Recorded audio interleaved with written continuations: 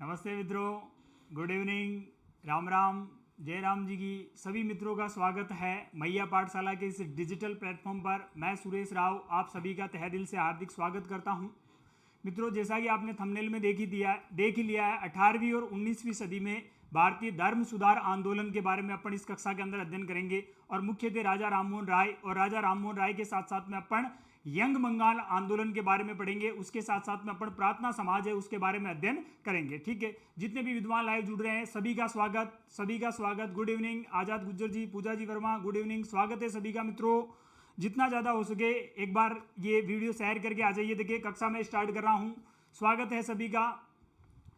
18वीं और 19वीं सदी में धर्म सुधार आंदोलन पढ़ेंगे। और निश्चित रूप से ये जो कक्षा है वो आपके आने वाले आरएस एग्जाम, इसके साथ साथ में पीएसआई एग्जाम, शिक्षक ग्रेड फर्स्ट, शिक्षक ग्रेड सेकंड, रीट, इसके अलावा अन्य जितने भी एग्जाम हैं उन सारे एग्जामों के पॉइंट ऑफ व्यू के दृष्टिकोण से ये देखा जाए तो ये बहुत इंपॉर्टेंट कक्षा होने वाली है आपके। ठीक है, कक्षा में स्टार्ट करता हूँ। मित्रों, जुड़ जाइए जितने भी विद्वान लाइव जुड़ रहे हैं।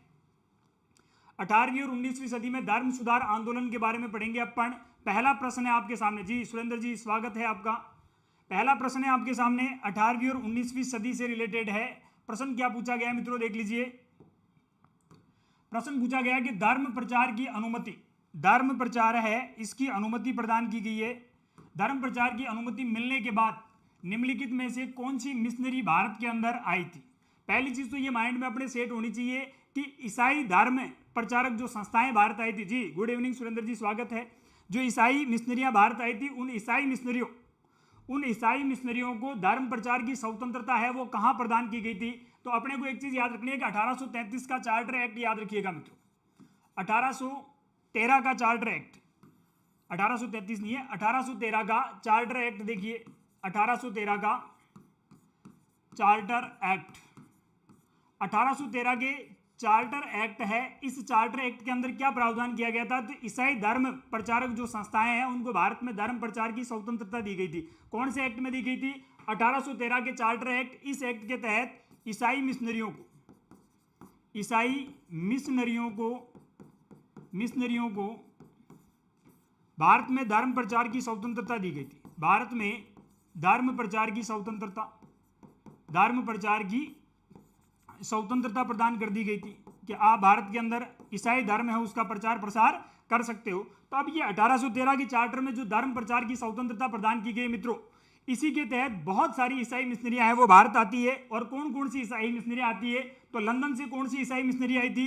तो लंदन मिशनरी सोसाइटी भारत आई थी, स्कॉच मिशनरी सोसाइटी भारत आई थी, जनरल बैप्टिस्ट मिशनरी सोसाइटी है वो भी भारत आई थी। यानी कि ये तीनों सोसाइटियां हैं वो कब आई थी मित्रों?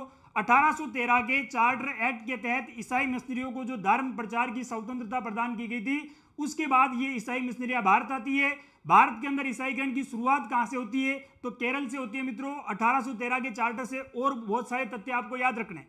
पहली चीज तो याद रखना है कि 1813 के चार्टर के तहत ही जो ईस्ट इंडिया कंपनी अभी तक भारत में राजनीतिक शासन भी कर रही थी, उस ईस्ट इंडिया कंपनी है इस ईस्ट इंडिया कंपनी को कह सकते हैं कि व्यापारिक कंपनी के रूप में उसे स्थापित करने का प्रयास है वो प्रारंभ कर दिया गया था। ईस्ट इंडिया कंपनी का जो भारत में व्यापार पर एकाधिकार था, उस एकाधिकार को समाप्त कर दिया गया। अब भारत के अंदर और भी अन्य यूरोपियन कंपनियां भारत आ सकती है, वो भारत के अंदर व्यापार कर सकती है। लेकिन एक प्रावधान और था कि 1813 के चार्टर में यह प्रावधान था कि चाय के व्यापार का एकाधिकार है वो ईस्ट इंडिया कंपनी का रहेगा। और उसके साथ साथ में चीन के साथ व्यापार का एकाधिकार है वो भी ईस्ट इंडिया कंपनी का रहेगा। तो प्रश्न अच्छी तरीके से याद रखिएगा। 1813 के चार्टर अधिनियम के तहत ईसाई मिशनरियां हैं उनको भारत में धर्म प्रचार की स्वतंत्रता है वो प्रदान की गई थी। क्लियर, आगे बढ़िए। अगला प्रश्न क्या कह रहा है? भारतीय पुनर्जागरण का जनक किसको कहते हैं? भारतीय पुनर्जागरण का जनक किसको कहा जाता है? क्या रामकृष्ण परमहंस को कहते हैं, क्या राजा राममोहन राय को कहते हैं, या ईश्वर चंद्र विद्यासागर को कहते हैं, या बाल गंगाधर तिलक को कहते हैं? अपन सबको पता है कि भारतीय धर्म सुधार आंदोलन है, इसका जनक किसको कहा जाता है? तो राजा राममोहन राय को कहा जाता है। राजा राममोहन राय को अपन क्या क्या कहते हैं? भारतीय पुनर्जागरण का अग्रदूत कहा जाता है। भारतीय पुनर्जागरण का अग्रदूत इनको कहा जाता है। इसके साथ साथ में भारतीय पुनर्जागरण का the morning star of Indian renaissance, the morning star of Indian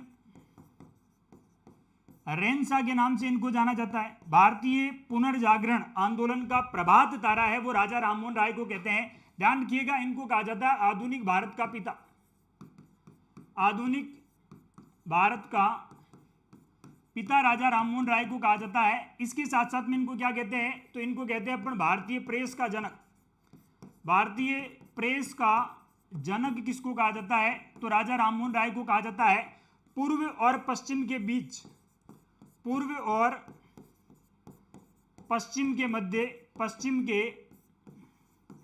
मध्य संश्लेष्य इनको कहा गया है, संश्लेष्य इनको कहा गया है। राजा राममोहन राय ये आधुनिक भारत के पिता थे। इनको युग दूत भी कहा जाता है। क्या कहा जाता है मित्रों, युग दूत के नाम से भी राजा राममोहन राय को जाना जाता है। तो जितने भी विद्वान लाइव जुड़ रहे हैं, बिल्कुल आजाद जी डी आंसर आ रहा है, मोनिका गहलोत जी का भी आ रहा है, बिल्कुल सती प्रथा पर रोक लगाएंगे, सती प्रथा पर इन्होंने रोक लगाई थी। ध्यान दीजिएगा मित्रों, भारतीय पुनर्जागरण का जनक किसे कहा जाता है, तो राजा राममोहन राय को कहा जाता है। राजा राममोहन राय, इन्हें ही भारतीय पुनर्जागरण का अग्रदूत कहते हैं। आधुनिक भारत का पिता इनको कहा जाता है। पूर्व और पश्चिम के मध्य का सेतु इनको कहा जाता है। अतीत और भविष्य के मध्य का सेतु इनको कहा जाता है। पूर्व और पश्चिम के मध्य का संश्लेष्य इनको कहा जाता है। इन्हीं राजा राममोहन राय को the morning star of Indian renaissance के नाम से जाना जाता है। भारतीय पुनर्जागरण का प्रभात तारा किसको कहा गया, तो राजा राममोहन राय को कहा गया है। राजा राममोहन राय इन्होंने भारत में प्रेस का जनक इनको माना जाता है। पूर्व और पश्चिम के मध्य सेतु इनको कहा जाता है। जी बिल्कुल, आगे बढ़िए अगले प्रश्न की ओर मित्रों। रक्षाबंधन के अवसर पर मैया पाठशाला पर जितने भी कोर्सेज है, उन सारे कोर्सेज पर आपको 15% डिस्काउंट मिल रहा है मित्रों। जितने भी कोर्सेज है मैया पाठशाला पर, उन सब के ऊपर आपको 15% डिस्काउंट मिल रहा है। आप कूपन कोड है राखी 15 है वो अप्लाई कर सकते हो, और जितने भी कोर्सेज है उन सब के ऊपर 15% की छूट है वो आप प्राप्त कर सकते हो। चलिए आगे, राजा राममोहन राय के द्वारा स्थापित प्रथम संस्था कौन सी है, पहली संस्था पूछोड़िए मित्रों, पहली संस्था कौन सी है बताइए। राजा राममोहन राय है, उनके द्वारा स्थापित पहली संस्था कौन सी है, क्या ब्रह्म समाज है क्या। ब्रह्म समाज की तो इन्होंने स्थापना कब की थी, तो ब्रह्म समाज की इन्होंने स्थापना की थी 20 अगस्त 1828 को, 20 अगस्त 1828 को ब्रह्म समाज की स्थापना की थी। उसके बाद तत्वबोधिनी सभा है, इसका संबंध तो राजा राममोहन राय से नहीं। तत्वबोधिनी सभा है ना मित्रों, इसकी स्थापना की थी देवेंद्रनाथ टैगोर ने। देवेंद्रनाथ टैगोर के द्वारा इस संस्था की स्थापना की गई थी। जोरासांकी नामक स्थान पड़ता है कलकत्ता के पास में, वहां स्थापित की गई थी। इसके बाद ये ब्रह्म सभा, मूलतः ये ब्रह्म सभा ही था। ध्यान रखिएगा, ये ब्रह्म सभा है, यही किसमें परिवर्तित हो गया था, ये ब्रह्म समाज में परिवर्तित हो गया था। इस ब्रह्म समाज को गॉड सोसाइटी के नाम से भी जाना जाता है। ध्यान रखिएगा, ब्रह्म समाज को किस नाम से जाना जाता है, गॉड सोसाइटी के नाम से भी इसको जाना जाता है। फिर प्रश्न बनता है कि आत्मीय सभा, आत्मीय सभा आपको अच्छी तरीके से याद रखना मित्रों। राजा राममोहन राय के द्वारा स्थापित पहली संस्था कौन सी थी, तो पहली संस्था है वो आत्मीय सभा थी, और इसकी स्थापना कब की थी, इन्होंने 1815 के अंदर की थी। 1815 के अंदर इस संस्था की स्थापना है वो कहां पर की थी, इन्होंने कलकत्ता के अंदर की थी। प्रश्न पूछा गया है कि राजा राममोहन राय, बिल्कुल आजाद जी डी आंसर आपका सही है। कक्षा को शेयर जरूर कीजिएगा मित्रों, लाइव उपस्थिति है वो बहुत कम दिखाई दे रही है। राजा राममोहन राय के द्वारा स्थापित प्रथम संस्था कौन सी है, पहली संस्था पूछ रही हो आपने, तो पहली संस्था कौन सी है कि साहब आत्मीय सभा। आत्मीय सभा की स्थापना कब हुई थी, 1815 के अंदर हुई थी। कहां हुई थी, कोलकाता के अंदर हुई थी। फिर प्रश्न पूछ ले कि इस संस्था की स्थापना किसने की थी, तो राजा राममोहन राय ने की थी। इनके सहयोगी कौन थे, ध्यान रखिएगा, इस संस्था की स्थापना के साथ में द्वारकानाथ टैगोर, द्वारकानाथ टैगोर है वो राजा राममोहन राय के साथ में थे। ये जो आत्मीय सभा है ना, ये सती विरोधी संगठन है मित्रों, ये सती विरोधी संगठन है, ध्यान रखिएगा। कौन सी संस्था, आत्मीय सभा, तो पहला आंसर आ जाएगा। जी विकास जी स्वागत है, गौरव शर्मा जी स्वागत है आपका, बहुत बहुत धन्यवाद आपका। ठीक है, बने रहिए आप मैया पाठशाला के साथ में, स्वागत है आपका। आगे बढ़िए मित्रों, राजा राममोहन राय के द्वारा स्थापित पहली संस्था कौन सी थी, तो पहली संस्था थी आत्मीय सभा। राइट आंसर क्या हो जाएगा अपने, डी इज राइट आंसर। इसके बाद आदरणीय मैया सर के निर्देशन के अंदर एमपी टेट वर्ग 2 हिंदी का कोर्स है वो मैया पाठशाला पर अवेलेबल है, और इसके साथ साथ में कंप्लीट हिंदी का कोर्स है वो भी मैया पाठशाला पर अवेलेबल है। निश्चित रूप से अगर आप हिंदी के विद्यार्थी हो तो उपरोक्त पाठ्यक्रम है वो आपकी सफलता के अंदर मील का पत्थर है वो साबित होगा। जी आगे बढ़िए मित्रों, निम्नलिखित में से कौन सा कथन है जो राजा राममोहन राय के विषय में सत्य नहीं है? राजा राममोहन राय है, उनके बारे में सत्य नहीं है, उसका चयन करना है। बताइए कौन सा कथन है जो राजा राममोहन राय के बारे में सत्य नहीं है?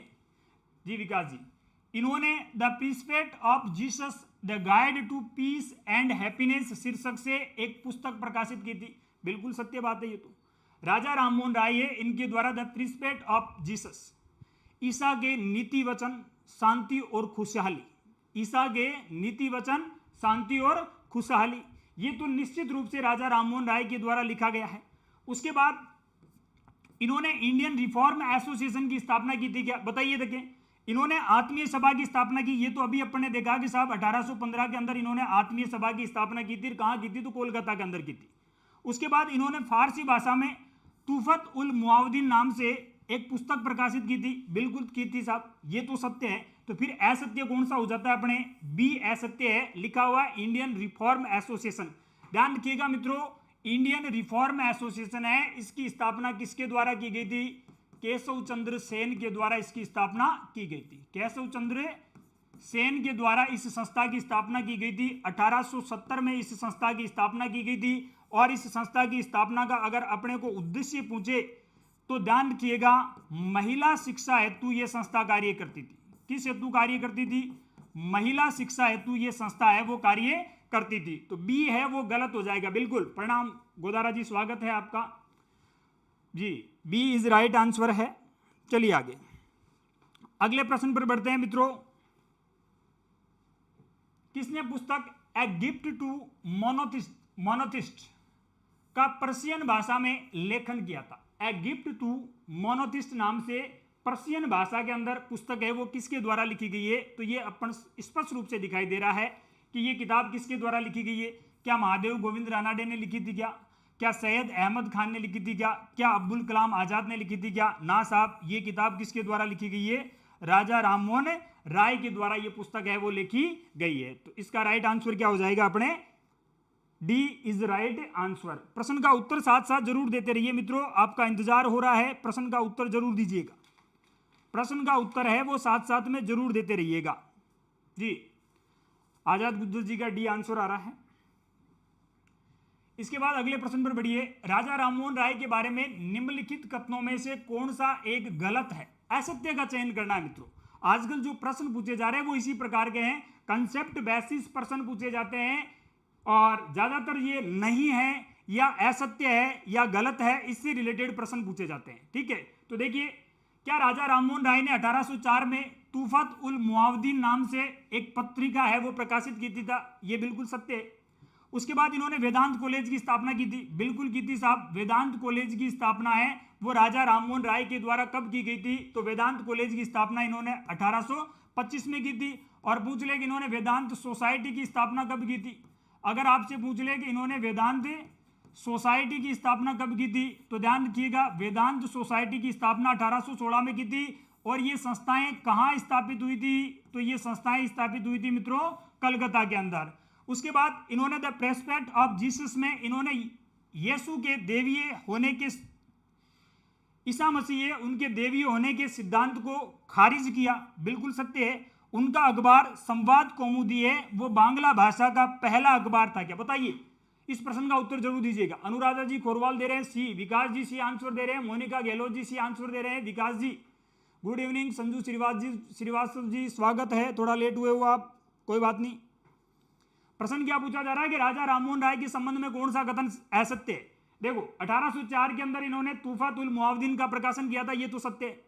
उसके बाद इन्होंने वेदांत कॉलेज की स्थापना की थी, बिल्कुल सत्य है। 1825 के अंदर की थी इन्होंने वेदांत कॉलेज की स्थापना। 1816 के अंदर इन्होंने वेदांत सोसाइटी की स्थापना की थी, ये भी सत्य है। प्रेस्पेक्ट ऑफ जीसस में उन्होंने ईसा मसीह उनके देवीय होने के सिद्धांत को खारिज किया, ये बात भी सत्य है। फिर प्रश्न है अगला चौथा ऑप्शन कि उनका अखबार संवाद कौमुदी बांग्ला भाषा का पहला अखबार है क्या? बताइए, पहला अखबार माना जाता है क्या ये? जहां तक ध्यान रखिएगा, अगर पूछ ले आपसे, अगर आपसे पूछ ले कि किसी भारतीय द्वारा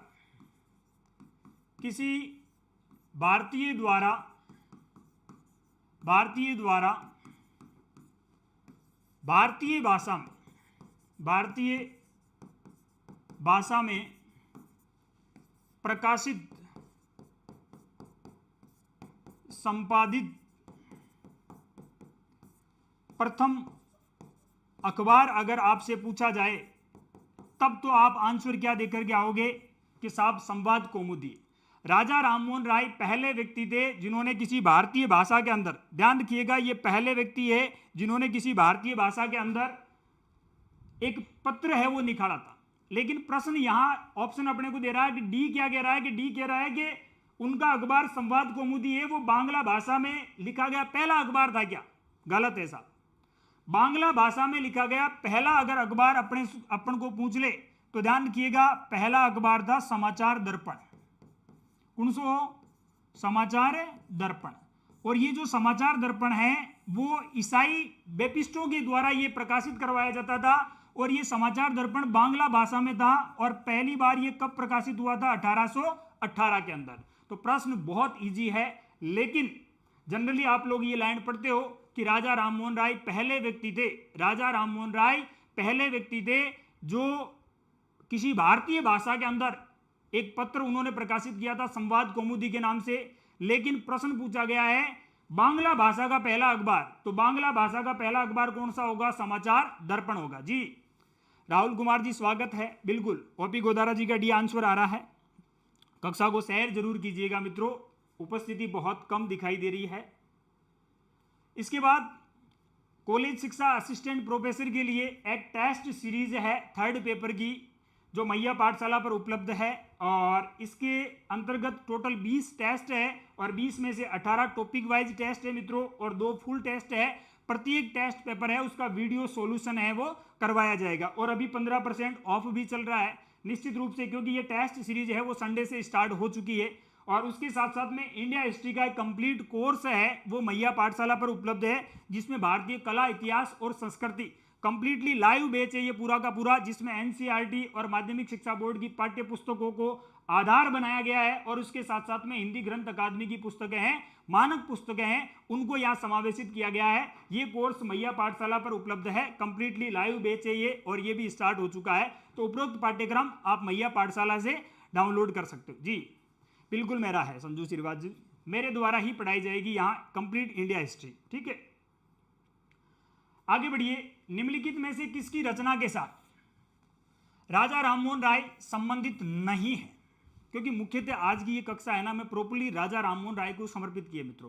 क्यों किए इसके पीछे रीजन है, क्योंकि 18वीं और 19वीं सदी का जो धर्म सुधार आंदोलन है, यहां से 3-4 व्यक्तियों से सवाल है वो हमेशा पूछे जाते हैं। राजा राममोहन राय मान लो, दयानंद सरस्वती मान लो, स्वामी विवेकानंद मान लो और इसके साथ साथ में हेनरी विवियन डेरिजियो मान लीजिए, इसके अलावा आत्माराम पांडुरंग, ये वो व्यक्ति है जिनसे हमेशा सवाल पूछे जाते हैं और उसमें से राजा राममोहन राय से प्रश्न आने की संभावना सबसे ज्यादा रहती है और इसीलिए मैक्सिमम क्वेश्चन है वो राजा राममोहन राय से लिए। मैंने प्रश्न पूछा गया कि राजा राममोहन राय से कौन सी रचना संबंधित नहीं है, बताओ देखें। संवाद कौमुदी अभी अपन ने चर्चा की है, ये तो इनसे संबंधित है। मिरातुल अखबार ये भी इनसे संबंधित है मित्रों। प्रिंसिपेट ऑफ जीसस ये भी इनसे संबंधित है। A nation in the making, a nation in the making, जी बिल्कुल धन्यवाद Godara ji. A nation in making ये किताब राजा राममोहन राय के द्वारा नहीं लिखी गई, ध्यान रखिएगा ये किसके द्वारा लिखी गई है, तो ये लिखने वाले थे सुरेंद्रनाथ बैनर्जी। सुरेंद्रनाथ बैनर्जी के द्वारा ये किताब लिखी गई है। बैनर्जी बाबू है, बैनर्जी बाबू के द्वारा ये पुस्तक है वो लिखी गई है। ठीक है, तो इसका मतलब ए, बी और सी तो राइट है और डी क्या हो जाता है अपने गलत हो जाता है। आगे बढ़िए। निम्नलिखित में से किस समाज सुधारक ने 1826 के जूरी अधिनियम का विरोध किया था? पहली चीज तो माइंड में ये चीज सेट होनी चाहिए अपने कि ये जूरी अधिनियम होता क्या है।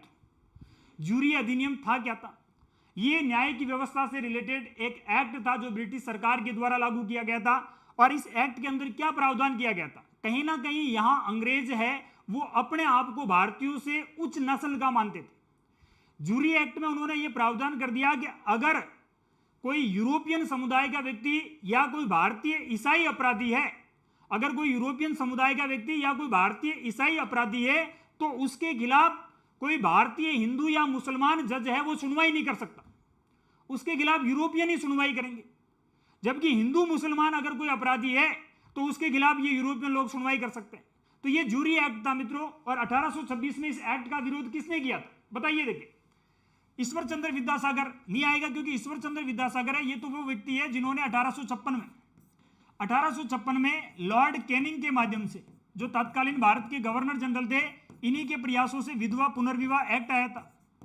विधवा पुनर्विवाह एक्ट आया था, ये अपने को याद रखना है। ईश्वर चंद्र विद्यासागर है, इनके द्वारा एक सुप्रसिद्ध समाचार पत्र भी लिखा गया था और उसका नाम था सोम प्रकाश। क्या नाम था? सोम प्रकाश। ईश्वर चंद्र विद्यासागर का तो इससे कोई संबंध नहीं जी। डी आंसर आ रहा है राहुल कुमार जी का, संजू श्रीवास्तव जी डी दे रहे हैं, मोनिका जी डी आंसर दे रहे हैं, अनुराधा जी का डी आंसर आ रहा है। प्रश्न पूछा गया कि जूरी अधिनियम का विरोध किसने किया था। प्रश्न नंबर 8 का आंसर देना मित्रों, प्रश्न नंबर 8 का आंसर दीजिए, बताइए प्रश्न नंबर 8 का आंसर।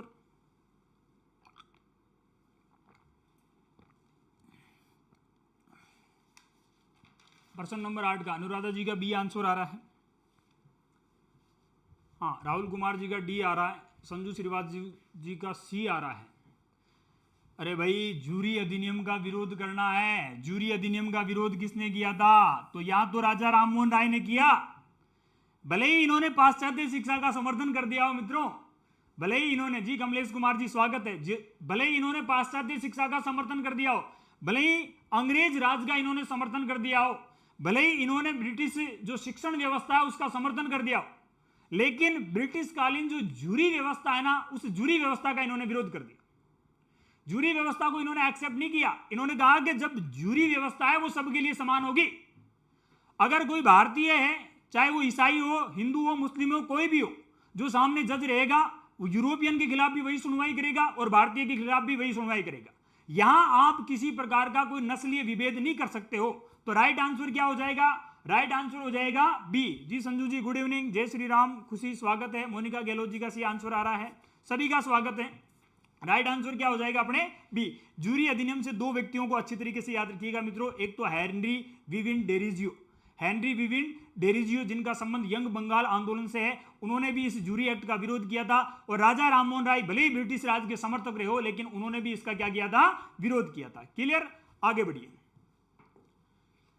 उसके बाद मैया पाठशाला, ये मैया पाठशाला के ऊपर उपरोक्त कोर्स के साथ साथ में आदरणीय मैया सर की जो जितनी भी पाठ्य पुस्तकें हैं, हिंदी व्याकरणमाला है, हिंदी साहित्य की ये पुस्तक है, इसके साथ साथ में संस्कृत द्वितीय श्रेणी शिक्षक, हिंदी व्याकरणमाला प्रथम श्रेणी शिक्षक व्याख्याता, और इसके साथ में हिंदी शिक्षण एवं शिक्षण विधियों की किताबें हैं, वो ज्ञान वितान पब्लिकेशन से प्रकाशित होती है। उपरोक्त सभी पुस्तकें हैं वो अवेलेबल है, तो आप ये पुस्तकें हैं वो परचेज कर सकते हो। और जी सतपाल जी, नेटवर्क इश्यू आ रहा है, हो सकता है। Calcutta Unitarian, Kolkata Unitarian society है, इसके संस्थापक कौन थे? ये मैंने पहले ही प्रश्न में बता दिया था आपको, पहले ही प्रश्न में बता दिया था कि कलकत्ता यूनिटेरियन सोसाइटी है, उसके संस्थापक कौन थे? तो ध्यान रखिएगा, राजा राममोहन राय है वो इसके संस्थापक रहे थे। अब बात आती है केशव चंद्र सेन और देवेंद्र नाथ टैगोर। देवेंद्र नाथ टैगोर से क्या याद रखना है मित्रों? देवेंद्र नाथ टैगोर याद रखिएगा, ब्रह्म समाज है इसका। जब राजा राममोहन राय की मृत्यु हो जाती है, द्वारका नाथ टैगोर की मृत्यु हो जाती है, रामचंद्र विद्यावागीश की मृत्यु हो जाती है, तो उसके बाद बना ये ब्रह्म समाज है, उसको पुनर्जीवित जिस व्यक्ति ने किया था वो देवेंद्र नाथ टैगोर थे। देवेंद्र नाथ टैगोर है, इनको प्रिंस कहा जाता था, प्रिंस के नाम से प्रसिद्ध थे ये। किसके नाम से? प्रिंस से। ध्यान रखिएगा, ब्रह्म समाज है, उस ब्रह्म समाज को पुनर्जीवन इन्होंने ही प्रदान किया था, पुनर्जीवन इन्होंने ही प्रदान किया था। देवेंद्र नाथ टैगोर से और क्या चीजें याद रखनी है आपको? तो इनके द्वारा 1839 के अंदर तत्वबोधिनी सभा की स्थापना की गई थी, तत्वबोधिनी सभा की इन्होंने स्थापना की थी।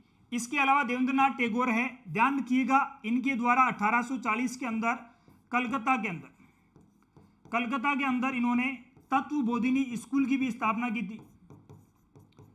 तत्वबोधिनी स्कूल की भी इनके द्वारा स्थापना की गई थी। ध्यान रखिएगा, इनके द्वारा जो संस्था स्थापित हो रही है, उस संस्था का जो मुख्य पत्र था, उस मुख्य पत्र का नाम भी तत्वबोधिनी है। उस मुख्य पत्र का नाम भी क्या है? तो याद रखिएगा तत्व बोधिनी ही उस मुखपत्र का नाम है। ये तो है देवेंद्रनाथ टैगोर। देवेंद्रनाथ टैगोर जी, बिल्कुल बी आंसर आ रहा है। देवेंद्रनाथ टैगोर से आपको जो चीज याद रखनी है, ब्रह्म समाज को इन्होंने पुनर्जीवन प्रदान किया था। इन्हीं के द्वारा तत्व बोधिनी सभा की स्थापना की गई थी 1839 के अंदर। ब्रह्म समाज के अंदर ये प्रिंस के नाम से फेमस थे। इनके द्वारा कोलकाता के अंदर तत्व बोधिनी स्कूल की स्थापना की गई थी 1840 के अंदर। ध्यान रखिएगा मित्रों, राजेंद्र लाल मित्र, ताराचंद चक्रवर्ती, ईश्वर चंद्र विद्यासागर जैसे शिक्षकों का संबंध है वो इस तत्व बोधिनी स्कूल से ही रहा है। इनके द्वारा जो तत्व बोधिनी नामक सभा की स्थापना की गई थी 1839 के अंदर, जोरासांकी नामक स्थान पर था कोलकाता के पास में। उस संस्था का मुख्य पत्र है, उसका भी नाम क्या था? तत्व बोधिनी। तो देवेंद्रनाथ टैगोर आपके क्लियर हो जाने चाहिए। और यहां प्रश्न पूछा गया कि कलकत्ता यूनिटेरियन सोसाइटी है, उसकी स्थापना किसके द्वारा की गई है? तो कलकत्ता यूनिटेरियन सोसाइटी है, उसकी स्थापना किसने की थी? राजा राममोहन राय ने की थी। क्लियर जी, आगे बढ़िए। 1828 में राजा राममोहन राय के द्वारा स्थापित ब्रह्म समाज को आध्यात्मिक स्वरूप है वो किसने प्रदान किया था? अभी पिछले प्रश्न पे अपन ने चर्चा की। 1839 में जी बिल्कुल 1839 के अंदर तत्व बोधिनी सभा की स्थापना वो देवेंद्रनाथ टैगोर के द्वारा की गई थी। प्रश्न क्या पूछा जा रहा है कि 1828 में राजा राममोहन राय के द्वारा स्थापित जो ब्रह्म समाज है उसको आध्यात्मिक स्वरूप है वो किसने प्रदान किया था? तो आध्यात्मिक स्वरूप क्या द्वारकानाथ टैगोर ने प्रदान किया? ना साहब, ये तो राजा राममोहन राय के सहयोगी थे। जब राजा राममोहन राय ने 1815 के अंदर आत्मीय सभा की स्थापना की थी तब भी उनके साथ में थे। जब राजा राममोहन राय के द्वारा 1828 में ब्रह्म समाज की स्थापना की गई थी तब भी देवेंद्रनाथ टैगोर उनके साथ में थे। लेकिन इस ब्रह्म समाज को पूछा क्या जा रहा है? आध्यात्मिक स्वरूप किसी व्यक्ति ने प्रदान किया है, तो वो कौन है? देवेंद्रनाथ टैगोर के द्वारा इसको आध्यात्मिक स्वरूप है वो प्रदान किया गया है। अगर पूछ ले आपको कि ब्रह्म समाज है उसको अखिल भारतीय स्वरूप किसने प्रदान किया, तो अखिल भारतीय स्वरूप है वो केशव चंद्र सेन के द्वारा। अखिल भारतीय स्वरूप किसके द्वारा प्रदान किया गया था? तो ये केशव चंद्र सेन के द्वारा प्रदान किया गया था जी, बिल्कुल। आगे बढ़िए मित्रों।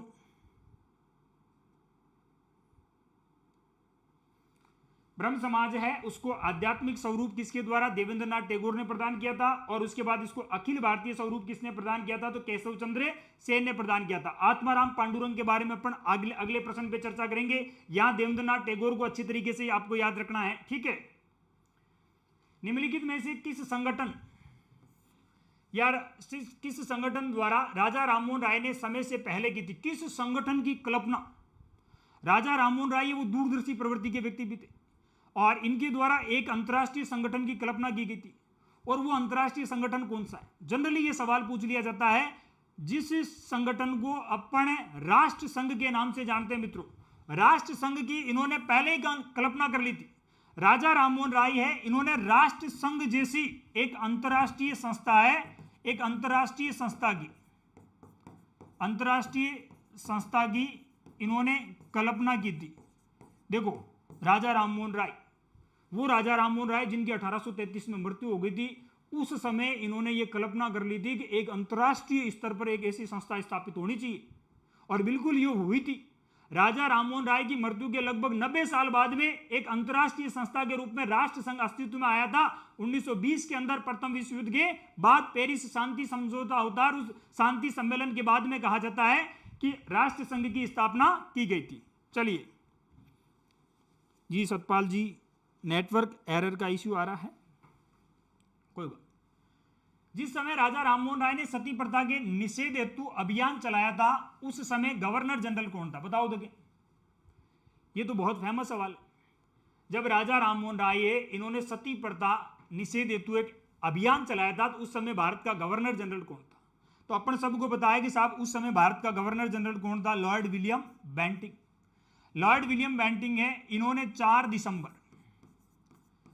दिसंबर 1829 को सती प्रथा रोक अधिनियम, या सीधा सा कह सकते हैं सती निवारक अधिनियम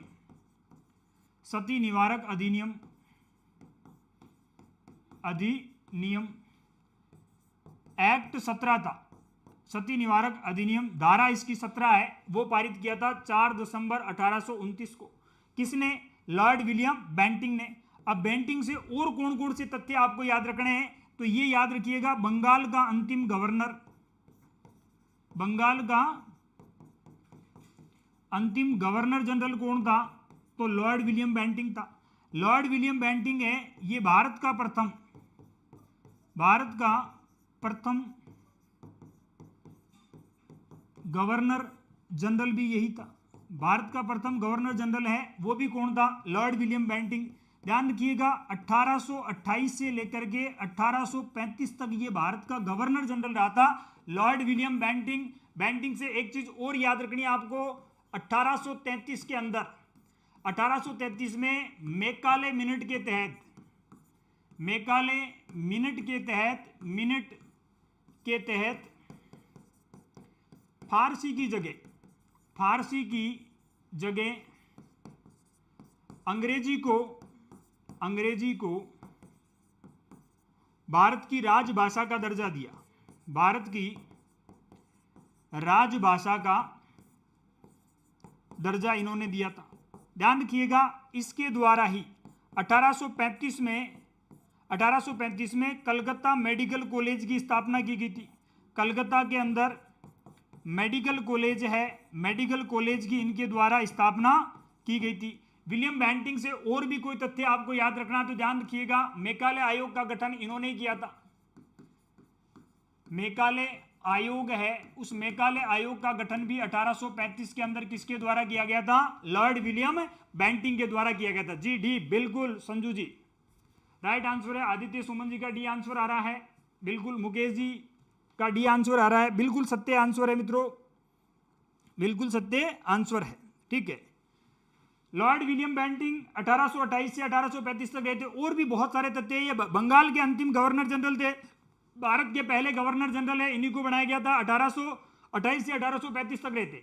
उसी समय राजा राममोहन राय है वो सती प्रथा के विरोध में आंदोलन चला रहे थे और राजा राममोहन राय इनके पास में गए, क्योंकि राजा राममोहन राय पहले व्यक्ति है मित्रों, राजा राममोहन राय प्रथम व्यक्ति है जिनसे ब्रिटिश सरकार ने भारतीय मामलों पर परामर्श मांगा था। ब्रिटिश सरकार ने भारतीय मामलों पर परामर्श मांगा था राजा राममोहन राय से, यह चीज भी आपको याद रखनी है। राजा राममोहन राय है, इन्होंने आत्मीय सभा की स्थापना करने से पहले ये ईस्ट इंडिया कंपनी के अंदर कस्टम ऑफिसर के रूप में काम करते थे। 1804 से लेकर के जनरली अपन कह सकते हैं कि 1814 तक ये ईस्ट इंडिया कंपनी में जॉन डिग्बी के अधीन कस्टम ऑफिसर के रूप में इन्होंने कार्य किया था। कहीं ना कहीं अंग्रेजी शिक्षा की इन्होंने वकालत की थी, अंग्रेजी शासन का इन्होंने समर्थन किया था, तो निश्चित रूप से अंग्रेज भी राजा राममोहन राय से प्रभावित थे। और इसी वजह से कहते हैं कि लॉर्ड विलियम बेंटिंक जैसे उनके पास में ये प्रस्ताव लेकर के गए वो तो तैयार बैठे थे। उन्होंने कहा मैं 4 दिसंबर 1829 को एक एक्ट पारित कर देता हूं जिसकी धारा 17 रहेगी, उसके तहत ब्रिटिश भारत के अंदर सती प्रथा पर लगा दी जाएगी रोक। ये वही लॉर्ड विलियम बेंटिंक है जिसने ठगी प्रथा पर रोक लगवाई थी, ठगी प्रथा पर इसने रोक लगाई थी। अजमेर का अंदर जो तारागढ़ दुर्ग है, ध्यान रखिएगा मित्रों, बिशप हैबर के द्वारा अजमेर के तारागढ़ दुर्ग को पूर्व का जिब्राल्टर कहा गया था, जबकि इस लॉर्ड विलियम बेंटिंक के द्वारा तारागढ़ दुर्ग है उसको पूर्व का दूसरा जिब्राल्टर कहा गया था। पूर्व का दूसरा जिब्राल्टर है वो लॉर्ड विलियम बेंटिंक ने कहा था। 1833 में मैकाले मिनट के तहत इन्होंने अब से 1833 तक भारत की जो राजभाषा थी वो फारसी थी, फारसी की जगह इन्होंने अंग्रेजी को भारत की राजभाषा बना दिया, अंग्रेजी को इन्होंने भारत की राजभाषा बनाया। कोलकाता मेडिकल कॉलेज की इन्होंने स्थापना की थी। इन्हीं के काल में 1835 के अंदर मैकाले आयोग का गठन किया गया था, जो भारतीय विधि के ऊपर बनने वाला पहला आयोग माना जाता है, मैकाले आयोग। तो इसका गठन भी किसके द्वारा किया गया था, लॉर्ड विलियम बेंटिंक के द्वारा। जी नेटवर्क इश्यू है, बिल्कुल हो सकता है, क्योंकि ये संख्या के हिसाब से ऐसा लग रहा है कि वाकई नेटवर्क इश्यू है। चलिए आगे बढ़ते हैं मित्रों। अगला प्रश्न, मैया पाठशाला के ऊपर फर्स्ट ग्रेड का हिंदी और जीके का कंप्लीट कोर्स अवेलेबल है। आदरणीय मैया सर है, उन्हीं के सानिध्य में ये कोर्स चल रहा है। कॉलेज लेक्चरर के लिए हिंदी पेपर फर्स्ट और पेपर सेकंड का कोर्स अवेलेबल है, और इसके साथ साथ में हिंदी की टेस्ट सीरीज है वो भी अवेलेबल है कॉलेज लेक्चरर के लिए। कंप्लीट हिंदी का कोर्स अवेलेबल है, नेट सेट के लिए हिंदी का कोर्स अवेलेबल है, और इसके साथ साथ में राहुल सर की भारत की राज्य व्यवस्था बहुत फेमस हो रही है मित्रों अभी ये पुस्तक, ये भी आप मार्केट में आ चुकी है। तो निश्चित रूप से भारत की राज्य व्यवस्था के लिए इस पुस्तक का आप चुनाव जरूर करिएगा। जी चलिए, बहुत ज़्यादा नेटवर्क प्रॉब्लम हो रही है, जी आगे बढ़िए मित्रों। निम्नलिखित में से जबरदस्त मौलवी किसे कहा जाता है? बड़ा फेमस सवाल है मित्रों, बहुत फेमस सवाल है ये। जबरदस्त मौलवी है वो किसको कहा जाता है? जबरदस्त मौलवी के नाम से किसको जाना जाता है? बताइए। देखिए, जबरदस्त मौलवी क्या देवेंद्रनाथ टैगोर को कहते हैं? क्या राजा राममोहन राय को कहते हैं? क्या केशव चंद्र सेन को कहते हैं? क्या सैयद अहमद खान को कहते हैं? तो राइट आंसर है, फैक्चुअल सवाल है, अच्छी तरीके से याद रखना, राजा राममोहन राय है, इनको जबरदस्त मौलवी भी कहा जाता है। राजा राममोहन राय है, इनको क्या कहा जाता है? तो इनको जबरदस्त मौलवी के नाम से भी जाना जाता है। ये तथ्य भी आपको याद रखना है, ठीक है। फिर आगे बढ़िए, निम्नलिखित में से कौन सा कथन राजा राममोहन राय के विषय में असत्य है? असत्य कथन का चयन करना है मित्रों। असत्य कथन कौन सा है बताइए। उन्होंने उपनिषदों का संस्कृत से बंगाली भाषा में अनुवाद किया था। बिल्कुल किया था, क्योंकि राजा राममोहन राय है ये इस कंठ, केन, मुंडक और मांडुक्य ये 5 उपनिषद है जिनका राजा राममोहन राय के द्वारा बांग्ला भाषा में अनुवाद किया गया था। कौन सी भाषा में? बांग्ला भाषा में अनुवाद किया गया था। अब यहां से आपको 2 तथ्य और याद रखने। ये जो मांडुक्य उपनिषद है ये तो सबसे छोटा है, ये तो सबसे छोटा उपनिषद माना जाता है मांडुक्य उपनिषद। और उसके बाद में मुंडुक उपनिषद आपको क्यों याद रखना है कि भारत का राष्ट्रीय आदर्श वाक्य सत्यमेव जयते, सत्यमेव जयते है, वो कहां से लिया गया है? तो मुंडक उपनिषद से लिया गया है। राजा राममोहन राय इन 5 उपनिषदों से बहुत ज्यादा प्रभावित थे। जी सुमन चौहान जी, नेटवर्क प्रॉब्लम बहुत ज्यादा आ रही है जी। जी संजू जी, नेटवर्क इश्यू आ रहा है बहुत ज्यादा।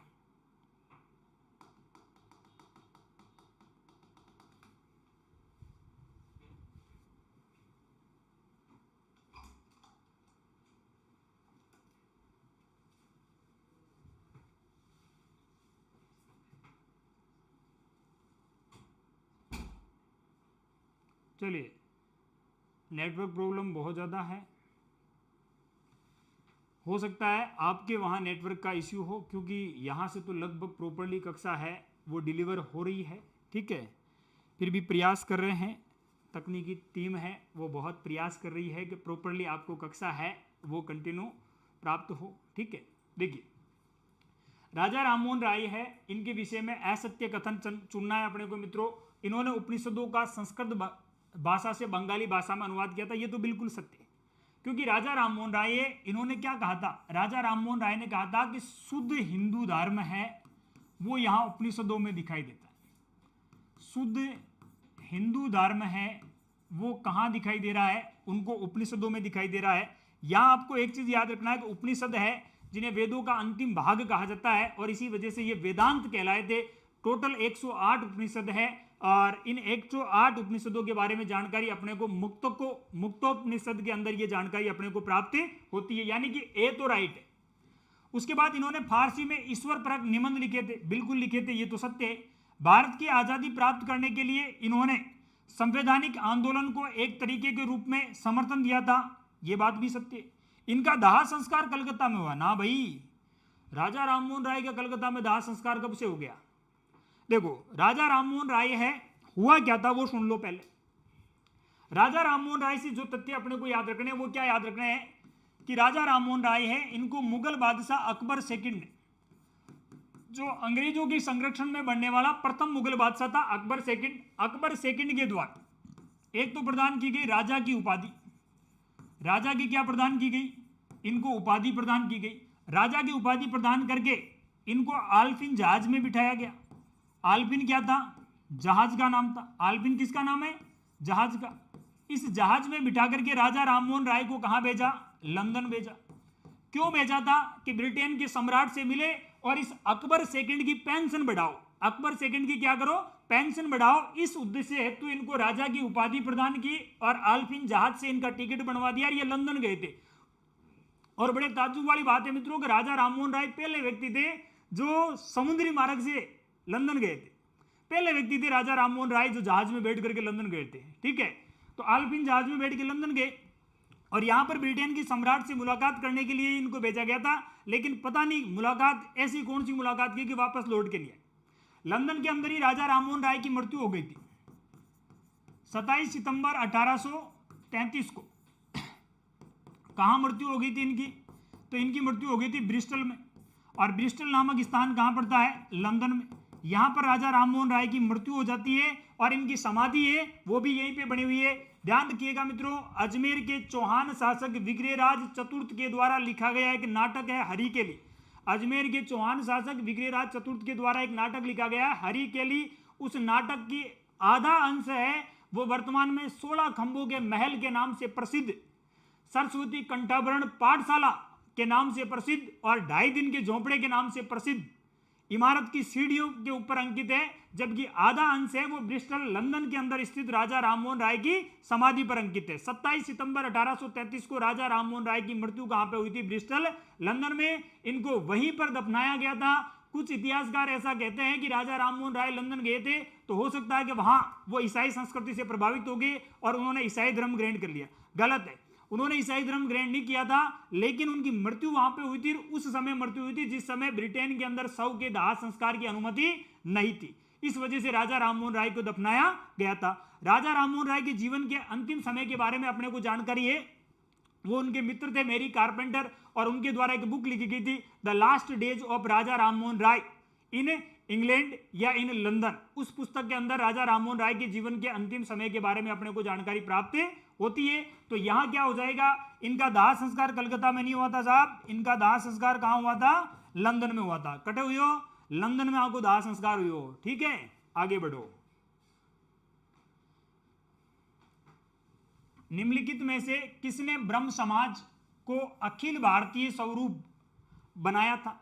ब्रह्म समाज है उसको अखिल भारतीय स्वरूप है वो किसने प्रदान किया था? बताइए देखिए किसने प्रदान किया था? ये तो बहुत इजी सवाल है, इसके बारे में मैं आपको बता चुका हूं। ब्रह्म समाज है उसको अखिल भारतीय स्वरूप है वो किसके द्वारा प्रदान किया गया था? तो केशव चंद्र सेन के द्वारा प्रदान किया गया था। किसके द्वारा प्रदान किया गया मित्रों? केशव चंद्र सेन जी। संजू श्रीवास्तव जी, बिल्कुल केशव चंद्र सेन है, इन्होंने ब्रह्म समाज को अखिल भारतीय स्वरूप प्रदान किया था। अब देखो केशव चंद्र सेन से कौन कौन सी चीजें याद रखनी। एक तो 1860 में इन्होंने क्या किया था? तो 1860 में इन्होंने संगत सभा की स्थापना की। कौन सी सभा? संगत सभा। इसके बाद में याद रखिएगा 1861 में इन्होंने क्या किया था? तो इंडियन मिरर नाम से एक पत्र निकाला था। इंडियन मिरर नाम से इनके द्वारा एक पत्र निकाला गया था। इसके अलावा इन्होंने और क्या किया था? तो केशव चंद्र सेन है, ध्यान रखिएगा 1866 के अंदर 1866 में ब्रह्म समाज का पहला विभाजन हुआ था। ब्रह्म समाज का प्रथम विभाजन हुआ था, प्रथम विभाजन। ठीक है, इनको निकाल दिया था देवेंद्रनाथ टैगोर ने। केशव चंद्र सेन है, इन्हीं के द्वारा आपको अच्छी तरीके से याद रखना है कि नव विधान नाम से संस्था है वो स्थापित की गई थी। नव विधान संस्था की इन्होंने स्थापना की थी। केशव चंद्र सेन है, ये भी आपको याद रखना है कि 1870 में इन्होंने इंडियन रिफॉर्म की स्थापना की थी। इंडियन रिफॉर्म नाम से एक संस्था है वो भी केशव चंद्र सेन के द्वारा स्थापित की गई थी। केशव चंद्र सेन है, इन्हीं के प्रभाव में आकर के 1867 के अंदर 1867 में आत्माराम पांडुरंग के साथ में कौन थे? तो इनके साथ में थे महादेव गोविंद रानाडे, एमजी रानाडे के नाम से जिन्हें जाना जाता है। इन दोनों ने केशव चंद्र सेन के प्रभाव में आकर के ही 1867 में कौन सी संस्था की स्थापना की थी? प्रार्थना समाज है उसकी स्थापना की थी। केशव चंद्र सेन है, इन्हीं के प्रभाव में आकर के प्रार्थना समाज की स्थापना हुई थी। ध्यान रखिएगा केशव चंद्र सेन है, इन्हीं के प्रयासों से 1872 के अंदर 1872 में इंडियन नेटिव मैरिज एक्ट है वो पारित हुआ था। कौन सा? नेटिव मैरिज एक्ट है वो पारित किया गया था केशव चंद्र सेन के प्रयासों से 1872 के अंदर। इसको अपन विडो रीमैरिज एक्ट के नाम से भी जानते हैं, इसको ब्रह्म विवाह अधिनियम के नाम से भी जानते हैं। ये वो एक्ट है, इसे इंटरकास्ट मैरिज एक्ट के नाम से भी जाना जाता है। 1872 के अंदर ये पारित हुआ था जी। सर जी आपकी संगत में रहे तो एक दिन आपके जैसे जरूर बनेंगे। हम तो चाहते हैं कि आप हमारे जैसे नहीं, हमसे भी बहुत आगे जाए, हम तो ये चाहते हैं संजू जी, है ना। बिल्कुल। इसके बाद ध्यान रखिएगा 1872 में इन्होंने नेटिव मैरिज एक्ट पारित किया था। इसी एक्ट को विडो मैरिज एक्ट के नाम से भी जाना जाता है, इसी को ब्रह्म विवाह एक्ट के नाम से भी जाना जाता है, इसी को इंटरकास्ट मैरिज एक्ट के नाम से भी जाना जाता है। ये सारे के सारे काम केशव चंद्र सेन के प्रयासों से ही हुए थे। क्लियर है मित्रों। तो ब्रह्म समाज को अखिल भारतीय स्वरूप किसने प्रदान किया, तो राइट आंसर हो जाएगा केशव चंद्र सेन है। इन्होंने ब्रह्म समाज को अखिल भारतीय स्वरूप प्रदान किया था और इन्हीं के प्रयासों से आत्माराम पांडुरंग और महादेव गोविंद रानाडे के द्वारा प्रार्थना समाज की स्थापना की गई थी। और ये प्रार्थना समाज की स्थापना इन्होंने कहां पर की थी, तो ये भी याद रखिएगा बंबई के अंदर की थी। कब की थी, 1867 में। चलिए आगे बढ़ते हैं। उसके बाद मैया पाठशाला पर उपरोक्त कोर्स है वो अवेलेबल है। सेकंड ग्रेड का हिंदी और प्रथम प्रश्न पत्र का कॉम्बो अवेलेबल है। कंप्लीट इंडिया जीके का कोर्स अवेलेबल है। इसके अलावा आरपीसी सेकंड ग्रेड हिंदी का कोर्स अवेलेबल है। फर्स्ट ग्रेड का कोर्स है वो आदरणीय मैया सर के सानिध्य में अवेलेबल है। उसके साथ साथ में कंप्लीट इंडिया हिस्ट्री का कोर्स है, पूर्णतः लाइव बैच है मित्रों। और अभी हाल ही में ये स्टार्ट हुआ है। मेरे द्वारा आपको भारतीय कला इतिहास संस्कृति है वो कंप्लीटली पढ़ाई जाएगी, वो आप मैया पाठशाला से परचेज कर सकते हो। और इसके साथ साथ में असिस्टेंट प्रोफेसर के थर्ड पेपर की टेस्ट सीरीज है वो हमारे मैया पाठशाला पर अवेलेबल है और ये संडे से प्रारंभ भी हो चुकी है। तो निश्चित रूप से आप उपरोक्त पाठ्यक्रम है उनका फायदा जरूर लीजिएगा, ठीक है। और अभी तो रक्षाबंधन के उपलक्ष्य में 15% डिस्काउंट भी चल रही है ना। आगे बढ़ो। एक तरफ सूची 1 दियोड़ी है और दूसरी तरफ सूची 2 दियोड़ी। प्रश्न एक तरफ व्यक्तियों के नाम है और दूसरी तरफ संस्थाएं दियोड़ी। अब करना क्या है, इनको सुमेलित करना है। बहुत इजी सवाल है और इनको अपने को करना क्या है, सुमेलित करना है। बताइए, देखिए सुमेलित करो। सुमेलित कीजिए। ये तो मैं पढ़ा चुका हूं आपको, अब तो आंसर आना चाहिए इनका।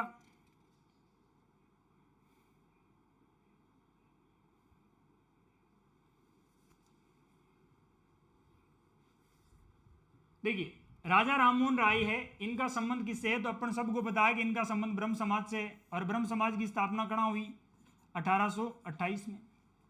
उसके बाद देवेंद्र नाथ टैगोर है, इन्होंने क्या कौन सी संस्था स्थापित की थी, जब ब्रह्म समाज का विभाजन हुआ था तो आदि ब्रह्म समाज की स्थापना की थी इन्होंने। और कब की थी, तो साहब 1866 में। उसके बाद केशव चंद्र सेन, इन्होंने क्या किया था, तो इन्होंने भारतीय ब्रह्म समाज की स्थापना की थी। देखो एक के अंदर 2 आना चाहिए, एक के अंदर 2 कहाँ आ रहा है, इसमें आ रहा है और इसमें आ रहा है, यानी कि ये गलत हो जाएगा और ये गलत हो जाएगा।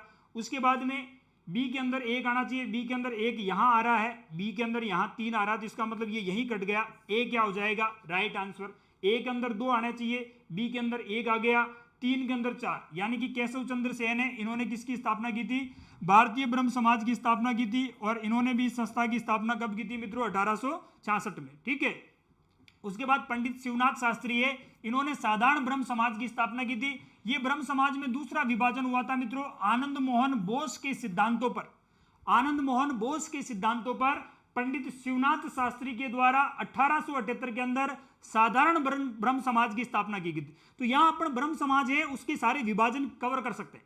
कैसे करेंगे, राजा राममोहन राय है, इन्होंने 1828 में ब्रह्म समाज की स्थापना की थी। अब राजा राममोहन राय लंदन गए, अगर आपसे सवाल पूछने जाए कि राजा राममोहन राय जब लंदन गए थे तो उस समय ब्रह्म समाज के संचालन की जिम्मेदारी किसको सौंप के गए थे, ब्रह्म समाज के संचालन की जिम्मेदारी किसको सौंप के गए थे, तो ध्यान रखिएगा रामचंद्र विद्यावागीश, रामचंद्र विद्यावागीश और इनके साथ में थे द्वारकानाथ टैगोर। इन 2 व्यक्तियों को वह ब्रह्म समाज की संचालन की जिम्मेदारी सौंप के गए थे। अगर दोनों ऑप्शन में मिल जाए तो रामचंद्र विद्यावागीश कर क्या होगी। अब वो लंदन गए, वापस लौट के नहीं आए। उसके बाद इस ब्रह्म समाज का संचालन किसने किया था, तो उसके बाद ब्रह्म समाज को पुनर्जीवन प्रदान किया था देवेंद्र नाथ टैगोर ने। देवेंद्र नाथ टैगोर ब्रह्म समाज को पुनर्जीवित किया था इन्होंने, ठीक है। और इसी वजह से कहते हैं कि देवेंद्र नाथ टैगोर है, इन्हें ब्रह्म समाज का प्रिंस कहा जाता है। इन्होंने जोरासांकी के अंदर तत्वबोधिनी संस्था की स्थापना की थी। इसके बाद में केशव चंद्र सेन है, उनको ब्रह्म समाज में कौन लेकर के आए थे, तो ध्यान रखिएगा केशव चंद्र सेन को ब्रह्म समाज के अंदर ये देवेंद्र नाथ टैगोर ही लेके आए थे। कौन लेकर के आए थे, देवेंद्र नाथ टैगोर। 1862 के अंदर केशव चंद्र सेन को ब्रह्म समाज का आचार्य नियुक्त किया। लेकिन बाद में कहा जाता है कि इन दोनों में वैचारिक मतभेद हो जाते, और वैचारिक मतभेद होना स्वाभाविक सी बात है। और इस वजह से कहा जाता है कि केशव चंद्र सेन और देवेंद्रनाथ टैगोर है, इन्हीं के काल में 1866 के अंदर ब्रह्म समाज में पहला विभाजन हो जाता है। 1865 भी लिखा हुआ मिल जाता है। केशव चंद्र सेन है वो स्थापित कर लेंगे भारतीय ब्रह्म समाज, जबकि देवेंद्रनाथ टैगोर है वो आदि ब्रह्म समाज की स्थापना कर लेंगे। उसके बाद कहा जाता है कि 1878 में इसी ब्रह्म समाज में एक और विभाजन हुआ था, जो आनंद मोहन बोस के सिद्धांतों पर चले थे, वो कहलाए थे साधारण ब्रह्म समाजी, और इसकी स्थापना किसके द्वारा की गई थी? पंडित शिवनाथ शास्त्री के द्वारा। क्लियर? तो राइट आंसर क्या हो जाएगा? ए राइट आंसर हो जाएगा जी। प्रश्न के उत्तर जरूर दीजिएगा मित्रों, प्रश्न के उत्तर जरूर देते रहिएगा, और कक्षा को जितना ज़्यादा हो सके शेयर जरूर कीजिएगा, है ना जी। आगे बढ़िए। ब्रह्म समाज ब्रह्म आंदोलन के बारे में निम्नलिखित में से कौन सा कथन सही है? ब्रह्म समाज के बारे में कौन सा कथन सही है? बहुत अच्छा सवाल है। देखो, राजा राममोहन राय ने अपनी पारसी निबंधिका तूफात उल मुआवदीन में एकेश्वरवाद के विचार की आलोचना की। ना यार, आलोचना कटे करे, एकेश्वरवाद को तो समर्थन करो। राजा राममोहन राय उन्होंने तो एकेश्वरवाद का क्या किया था? समर्थन किया था, आलोचना नहीं की थी। ध्यान रखिएगा, आलोचना किसकी की थी इन्होंने? राजा राममोहन राय ने आलोचना की थी मूर्ति पूजा की। किसकी आलोचना की थी? मूर्ति पूजा है, इसकी इन्होंने आलोचना की थी। राजा राममोहन राय ने हिंदू धर्म की व्याख्या के संबंध में अपने दर्शन का आधार वेद, उपनिषद और वेदांत सूत्रों को माना। बिल्कुल सत्य है ये तो। राय के दर्शन का विरोध करने वाले हिंदू धर्म सभा के सदस्य अंग्रेजी हुकूमत से गहरे रूप से संयोजित थे, ये भी सही है। 1864 में केशव चंद्र सेन के द्वारा प्रायोजित अंतरजातीय विवाह, जो विधवा पुनर्विवाह संघ कह सकते हैं, वो ब्रह्म समाज का कट्टरपंथी समुदाय से संबंधित था, ये भी सत्य है। देवेंद्रनाथ टैगोर के नेतृत्व में आदि ब्रह्म समाज में धार्मिक मूल्य शुरू किए गए और सामाजिक सुधारों को संयुग्मित किया गया और उन्हें क्रियाशील किया गया। तो जहां तक मुझे लग रहा है, यहां पे देखो 2 भी राइट है, उसके साथ साथ में 3 भी राइट दिखाई दे रहा है और 4 भी राइट दिखाई दे रहा है। लेकिन अगला क्या कह रहा है कि देवेंद्रनाथ टैगोर के नेतृत्व में आदि ब्रह्म समाज में धार्मिक मूल्य और शुरू किए गए और सामाजिक सुधारों की संयुग्मित, इन दोनों की संयुक्त क्रियाशीलता है वो अपने को दिखाई दे रही है। तो राइट आंसर क्या हो जाएगा? 2, 3, 4 और 1 5, यानी कि केवल और केवल ए है वो क्या है? इसमें असत्य है। ठीक है, ए असत्य है, क्योंकि राजा राममोहन राय है, उन्होंने तूफात उल मुआवदीन है वो निश्चित रूप से एकेश्वरवादियों, क्योंकि इस्लाम धर्म से भी ये प्रभावित थे और एकेश्वरवादियों को इनका तोहफा था। ठीक है, और फारसी भाषा के अंदर लिखी हुई है, लेकिन इसका जो परिचय है वो अरबी भाषा में बताया गया। ये जो पुस्तक है ना मित्रों, ध्यान रखिएगा, इसका परिचय है वो अरबी भाषा। इसका परिचय अपने को किस भाषा में दिखाई देगा? तो इसका परिचय है वो अरबी भाषा के अंदर है। ये चीज भी आपको याद रखनी है। ठीक है, आगे बढ़िए। चलिए अगला प्रश्न, ब्रह्म समाज ऑफ साउथ इंडिया। ब्रह्म समाज ऑफ साउथ इंडिया की स्थापना किसने की थी? ये क्योंकि मैंने आपको एक शब्द बताया था कि ब्रह्म समाज है, उसको अखिल भारतीय स्वरूप किसने प्रदान किया था? तो राजा राममोहन राय ने प्रदान, ये अखिल भारतीय स्वरूप केशव चंद्र सेन ने प्रदान किया था। केशव चंद्र सेन से बहुत सारे लोग प्रभावित थे। केशव चंद्र सेन, ध्यान रखिएगा, केशव चंद्र सेन है, केशव चंद्र सेन। केशव चंद्र सेन कहां गए थे? तो ये गए थे दक्षिण भारत, दक्षिण भारत गए थे। और केशव चंद्र सेन की दक्षिण यात्रा के दौरान इनकी मुलाकात किससे होती है? श्रीधरलू नायडू से इनकी मुलाकात होती है। श्रीधरलू नायडू से इनकी मुलाकात हुई थी और इन्हीं के प्रभाव, केशव चंद्र सेन है, इन्हीं के प्रभाव में आकर के श्रीधरलू नायडू के द्वारा ब्रह्म समाज ऑफ साउथ इंडिया, या इसी को कहते हैं मित्रों वेद समाज, इसी को क्या कहा जाता है? वेद समाज। और वेद समाज की स्थापना कब की गई थी? 1864 में। इस संस्था को ब्रह्म समाज ऑफ साउथ इंडिया के नाम से भी जाना जाता है। केशव चंद्र सेन ने दक्षिण भारत की यात्रा की थी। केशव चंद्र सेन के विचारों से प्रभावित होकर के श्रीधरलू नायडू के द्वारा वेद समाज की स्थापना की गई थी 1864 के अंदर, और इसी संस्था को किस नाम से जाना जाता है? ब्रह्म समाज ऑफ साउथ इंडिया के नाम से इसे जाना जाता है। क्लियर? चलिए आगे बढ़ते हैं, आगे बढ़िए। 19वीं शताब्दी के पूर्वार्ध में उभरे यंग बंगाल आंदोलन के पीछे किसकी प्रेरणा थी? बताओ देखिए, 19वीं सदी के पूर्वार्ध में उभरे यंग बंगाल आंदोलन के पीछे किसकी प्रेरणा थी? क्या राजा राममोहन राय की? ना साहब। माइकल मधुसूदन दत्त? नहीं थे साहब। Henry Vivian Derozio? बिल्कुल सत्य आंसर है आपके Henry Vivian Derozio. Henry Vivian Derozio से याद रखिएगा मित्रों, हेनरी विविन डेरिजियो, ये कलकत्ता के अंदर थे, इतिहास के प्रोफेसर। कलकत्ता विश्वविद्यालय है, कोलकाता विश्वविद्यालय के अंदर ये इतिहास के प्रोफेसर थे, इतिहास के प्रोफेसर थे। कब से कब तक रहे थे? तो साहब ये रहे थे 1828 से लेकर के 1831 तक। 31 में इनको निकाल दिया था। हेनरी विविन डेरिजियो वो व्यक्ति है मित्रों, इनके द्वारा यंग बंगाल आंदोलन चलाया गया था। हेनरी विविन डेरिजियो है, इन्होंने एक मुख पत्र निकाला था अपनी संस्था का, और उस मुख पत्र का नाम मिलता है बंगाल स्पेक्ट्रम। बंगाल स्पेक्ट्रम नाम से इन्होंने एक मुख पत्र है वो भी निकाला था। हेनरी विविन डेरिजियो है, इन्होंने ये बात कही थी कि जो भारतीय सेवाएं हैं, जो ब्रिटिश सरकार के अधीन जितनी भी प्रशासनिक सेवाएं हैं उनका भारतीयकरण करो। प्रशासनिक सेवाओं का क्या करो? प्रशासनिक सेवाओं के भारतीयकरण की इन्होंने बात कही थी। प्रशासनिक सेवाओं के भारतीयकरण की इन्होंने बात की थी। इन्होंने जूरी व्यवस्था का विरोध किया था। जूरी व्यवस्था है, इस जूरी व्यवस्था का इन्होंने क्या किया था? विरोध किया था। ये चीज भी आपको याद रखना है। ये भारतीयकरण किसका करना है? तो ध्यान रखिएगा, प्रशासनिक सेवाओं का। प्रशासनिक सेवाओं के भारतीयकरण की इन्होंने मांग की थी। इनके पिताजी पुर्तगाली थे और इनकी मां है वो कहते हैं कि एक भारतीय थी। इनकी मां क्या थी? एक भारतीय थी। निश्चित रूप से हिस्ट्री के ये प्रोफेसर थे और बंगाल के पाश्चात्य शिक्षा प्राप्त बंगाल के युवाओं को उनके अधिकारों हेतु जिन्होंने जागरूक किया था वो हेनरी विविन डेरिजियो थे। इन्हें यंग बंगाल आंदोलन का पिता माना जाता है। इन्हीं के द्वारा यह आंदोलन चलाया गया था। इन्होंने जूरी व्यवस्था है उसका विरोध किया था। इन्होंने बंगाल स्पेक्टर नाम से एक मुख पत्र भी निकाला था। इन्होंने प्रशासनिक सेवाओं का भारतीयकरण करने की मांगे की थी। क्लियर? आगे बढ़ो। महाराष्ट्र में प्रार्थना समाज है, उसके संस्थापक कौन थे?